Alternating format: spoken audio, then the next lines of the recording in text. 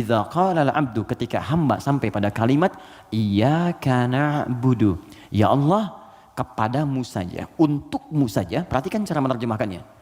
Kami beribadah, maksudnya kami jadikan semua aktivitas kami sebagai ibadah hanya kepadamu saja. Salat kami hanya untukmu, puasa kami hanya untukmu, bekerja pun kami niatkan mendapat ridhamu, tidur pun kami niatkan mendapat ridhamu. Makanya sebelum tidur kita ada doanya, kan?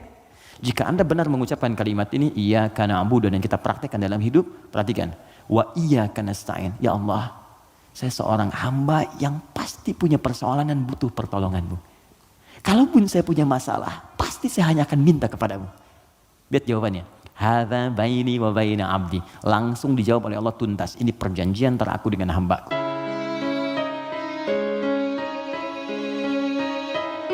Cuma dalam Islam yang seluruh aktivitasnya bersanding dengan doa. Dari bangun tidur sampai tidur lagi. Coba lihat. Bangun tidur kita ada doanya nggak? Ada. Cek. Yang lain tidak. Bangun tidur kita ada doa. Makan ada doanya? Ada. Minum? Ada. Berpakaian? Ada. Bahkan maaf ya, urusan ke toilet pun ada doanya. Bahkan kakinya diatur. Masuk toilet kaki kiri, keluar kanan. Beda dengan ke masjid. Masuk masjid kaki kanan, keluar kiri. Doa masuk keluar beda. Tuh, bekerja ada doanya. Even kita tidak tahu doanya pun, kata Nabi cukupkan dengan kalimat Bismillahirrahmanirrahim. Kullu amrin dzibalin la yubda'u fihi bi Bismillahirrahmanirrahim fahuwa abtar. Setiap perbuatan baik yang tidak diiringkan kalimat Allah di dalamnya, minimal Bismillahirrahmanirrahim. Paling singkat Bismillah. Minum Bismillah, makan Bismillah, ya, bekerja Bismillah. Itu kalau kita nggak ungkapkan itu mohon maaf, nilai ibadahnya hilang. Ya. Nah, apa manfaat menjadikan aktivitasnya ibadah? Di antara manfaatnya, kalau kita menjadikan itu ibadah dan kita merasa disertai, diawasi oleh Allah, maka mustahil Anda akan mengerjakan yang buruk dalam hidup. Mustahil. Ini ada minuman ditawarkan pada Anda. Dan Anda merasa saat akan minum ini, Allah mengawasi kita. Maka mustahil Anda akan menyentuh minuman yang tidak disukai oleh Allah. Mustahil. Demi Allah saya katakan. Nggak akan pernah Anda minum minuman yang dilarang, bahkan mengucapkan kalimat Bismillah. Udah minum aja dulu whiskinya pakai Bismillah biar dosanya kurang dikit, ya. Nggak bisa, mustahil. Nggak akan Anda sentuh. Pekerjaan juga begitu, ya, kaki, tangan, teman-teman yang tugas di dewan nggak akan nyusun anggaran macam-macam. Kenapa? Karena merasa Allah lihat.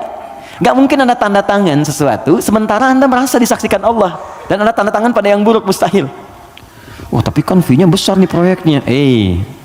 Allah menyaksikan kita. Atau saya istikharah dulu deh biar benar. Jelas ya?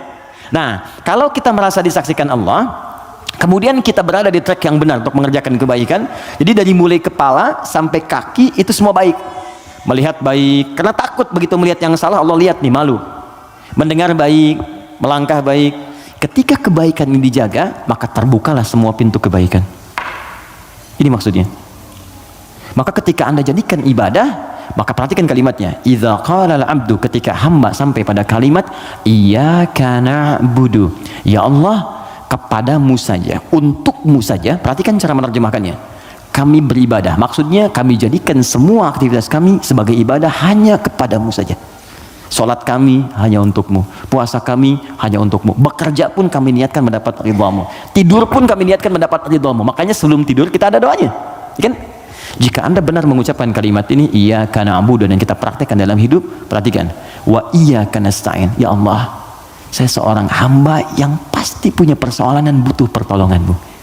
Kalaupun saya punya masalah, pasti saya hanya akan minta kepadamu. Lihat jawabannya. Hadza baini wa baina abdi. Langsung dijawab oleh Allah tuntas. Ini perjanjian antara aku dengan hambaku.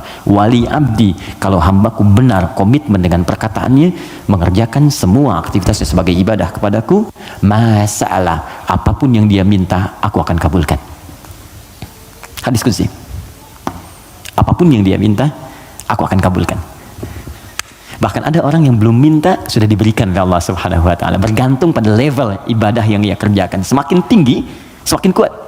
Nah, kalau Anda kumpulkan jumlah ibadah ini, ada sholat, ada puasa, Anda tingkatkan, infak, baca Quran, semakin ditingkatkan semakin tinggi, maka kumpulan ibadah ini disebut takwa namanya. Apa namanya? Takwa. Karena itu ketika Quran menyebutkan kalimat takwa pasti bersanding dengan ibadah.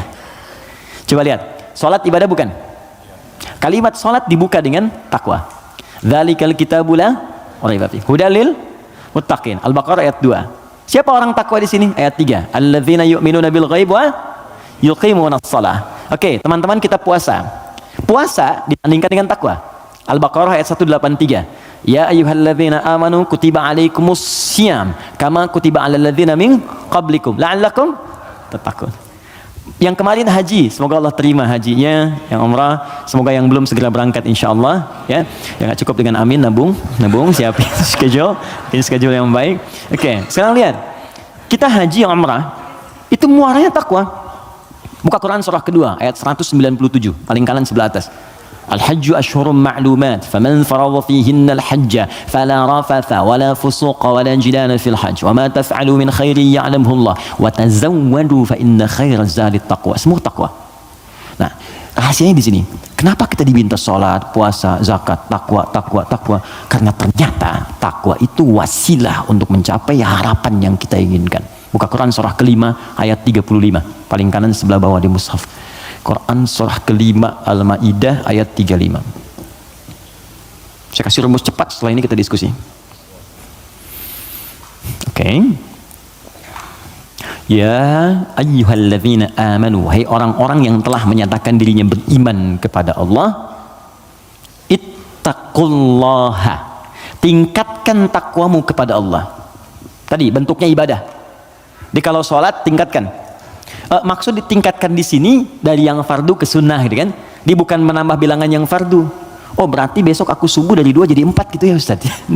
Ya, saya tambah dengan yang sunnah. Yo, yang belum duha, yang belum tahajud, tambah, naik ke atas. Ya, puasa tambah, yang dari Senin tambah Kamis. Oke? Okay? Kamis, Senin, Kamis puasa Ayyamul Bid, 3 hari di pertengahan bulan. Tambah lagi misalnya daun, kalau kita mampu sesuai dengan kemampuan. Naik untuk apa? Teruskan ayatnya. Wabtaghu ilaihil wasilah. Takwa itu gunakan sebagai wasilah untuk meminta kepada Allah apa yang kau harapkan. Teman-teman mau minta apa? Sukses di karir? Nyaman di rumah tangga? Anak-anak sehat? Pintar? Hafal Quran? Kalau Anda punya permohonan tertentu kata Allah, maka sebelum memohon, cari dulu wasilah takwa. Beramal dulu dan niatkan amalan itu untuk mewujudkan apa yang ingin Anda mohonkan tadi. Itu rumus. Makanya banyak orang yang mengerjakan ibadah itu diisi dengan doa permohonan. Puncaknya sholat. Makanya sholat disebut sholat karena banyak doa di dalamnya. Coba lihat, waktu kita diminta sholat, muadzan itu pengumumannya, kan itu membuat kalimat bukan cuma sholat. Saya tanya sebentar, yang pengen sukses boleh angkat tangan, siapa? Oke. Ya, it's happening. Oke, yang pengen bahagia? Baik. Yang pengen sukses tapi nggak bahagia, pilih mana? Sukses tapi nggak bahagia atau bahagia nggak sukses?